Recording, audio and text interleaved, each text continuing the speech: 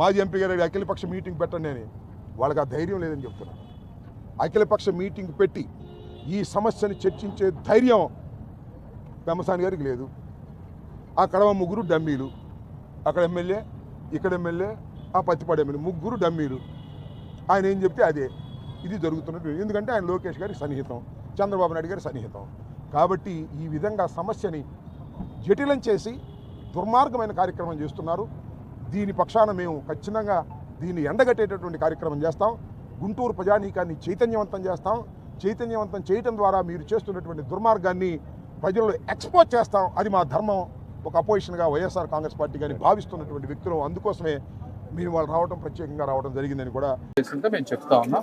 ఆ టైం వచ్చినప్పుడు అది ఎట్లా చేయాలో చేస్తాం. సరే, ఇప్పుడు నేను అలాంటి మాటలు అన్నీ మాట్లాడలేను.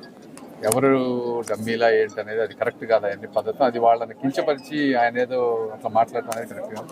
వాళ్ళ నాకు ఏమనిపించింది అంటే, నేను మన జగన్మోహన్ రెడ్డి గారి అమరావతి మీద ఈ విధంగా కంటిన్యూస్గా రాక్షస ఆనందం పొందుతున్నారనే దెబ్బకి వాళ్ళకి ఏదో పార్టీ హైకమాండ్ నుంచి మీరేం మాట్లాడలేదంటే పాపం వాళ్ళందరూ వచ్చి గబక్కన ఏదో శంకర విలాస్ దగ్గర చేయాలనేది చేసినట్టున్నారు.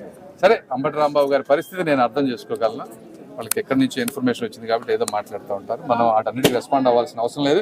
మీకు విషయం మీద ఏదైనా కావాలంటే నేను చెప్తాను. Thank you.